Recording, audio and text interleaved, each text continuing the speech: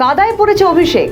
সেনাপতির কুকীর্তির দায় ঠেলে হাত ধুলেন তৃণমূল নেতারা। তৃণমূল ভোটে হারতেই দলের নেতাদের ভাবমূর্তি সব কেমন পাল্টে গেছে। যারা এতদিন বলতো বাংলা নিজের মেয়েকে চায়, তারাই এখন মাননীয়ার পাশ থেকে সরে দাঁড়াচ্ছেন। অভিষেক বন্দ্যোপাধ্যায়কে দলের কর্মীরা উঠতে বসতে দাদা বা বস বলতো, এখন সেসব অতীত। দল হারতেই দলের নেতারা বেসুরো বক্তব্য রাখছেন। যার জেরে অস্বস্তিতে পড়েছেন দলনেত্রী। লক্ষ্মীর ভাণ্ডার, যুবসাথী, সবুজ সাথী, কন্যাশ্রী একাধিক প্রকল্প করেও মানুষের মনে জায়গা করতে পারলেন না দলনেত্রী এবং তৃণমূলের সেকেন্ড ইন কমান্ড। দল হারতেই রীতিমতো কাঁদায় পড়েছেন অভিষেক বন্দ্যোপাধ্যায়।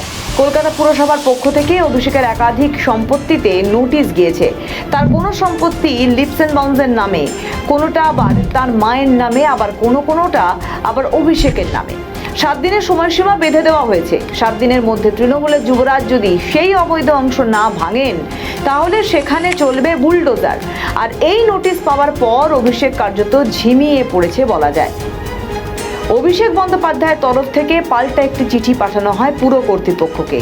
সেই চিঠিতে এই বিষয়ে পদক্ষেপ করার জন্য এবং উপযুক্ত ব্যবস্থা নেওয়ার জন্য আরও 2 সপ্তাহ সময় চেয়েছেন তৃণমূল সাংসদ। অর্থাৎ সাঁড়াশি চাপে অভিষেক।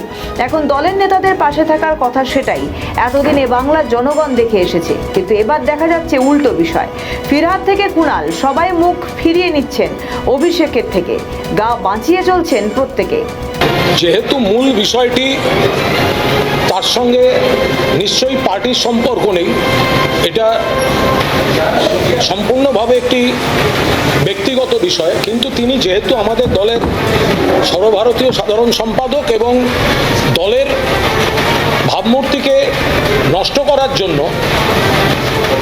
তাকে ঘিরে প্রচার চলছে এবং তাকে এমনভাবে টার্গেট করা হচ্ছে যাতে দলের ভাবমূর্তিতে বিভ্রান্তি তৈরি করা যায়।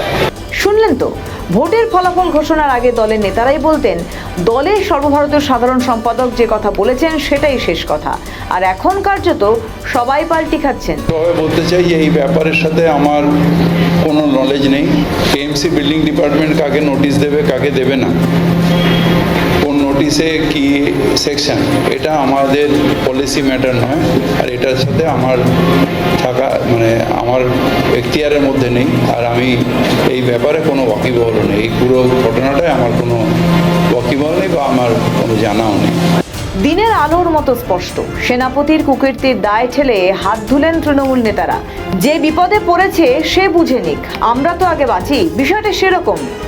বস পড়েছে কাদায়, নোটিশ টাঙিয়ে দেওয়া হলো মেন গেটে। কয়েক ঘন্টার মধ্যে সেই নোটিশ হয়ে যায় হাওয়া। ব্যক্তিগত বাউন্সার দিয়ে সেই নোটিশ ছিঁড়ে ফেলে দেওয়া হয়। কি করতে চান এবার তৃণমূলের যুবরাজ স্পষ্ট নয়, আগামী দিনে নজর থাকবে। আমাদের ভিডিও ভালো লাগলে লাইক ও শেয়ার করুন, কমেন্ট সেকশনে আপনাদের মতামত জানান। আরও ভিডিও পেতে আমাদের চ্যানেলটিকে সাবস্ক্রাইব করুন এবং প্রতি মুহূর্তে খবরের আপডেট পেতে প্রেস করুন বেল আইকন।